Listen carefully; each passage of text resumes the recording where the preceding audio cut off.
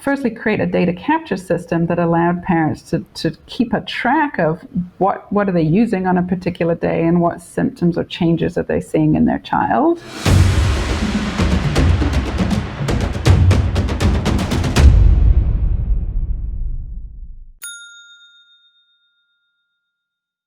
Yeah, so I started the company in 2009 from seeing a need. At that time, I had been working with children with autism and their families, and I'd been in it for some number of years. I did it for 15 years total. Right. But I started to see very clearly this need for parents who were running programs for their children. Children with autism have very complex needs, and often there's a wide interdisciplinary team of people. So there might be there's a physician, there may be an educator, there may be a nutritionist, there may be a physical therapist, an occupational therapist, some kind of other therapist. There's like so many people involved and so many different approaches being used with the child, from medications to supplements to food to physical therapy, occupational therapy, play-based therapy, behavioral, it's on and on, this list of all these different types of modalities that parents are trying to navigate. Right. So I wanted to firstly create a data capture system that allowed parents to keep a track of what are they using on a particular day and what symptoms or changes are they seeing in their child, so they can have a bit more of objective view. Over the week, over the month, they can look back and say, oh, when we started doing the vitamin B12, we did see an increase in eye contact, but we also started doing this other thing at the same time, and like starting to just make sense of all those data.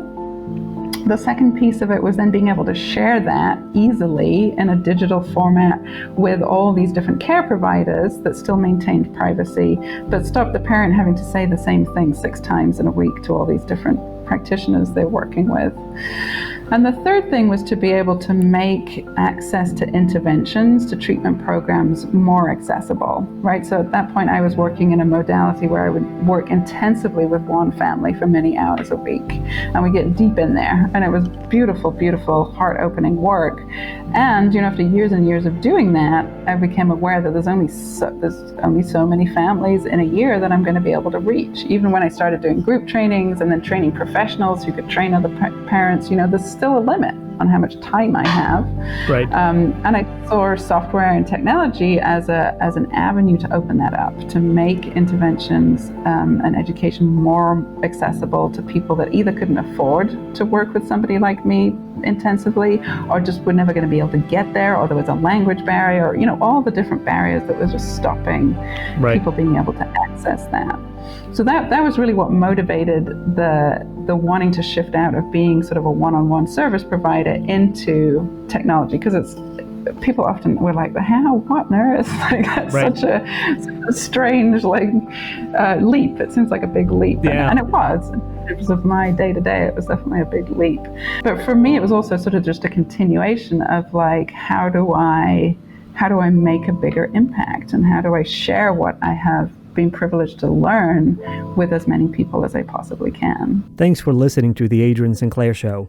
You can find previous episodes on the Apodcast multi-channel network at apodcast.com.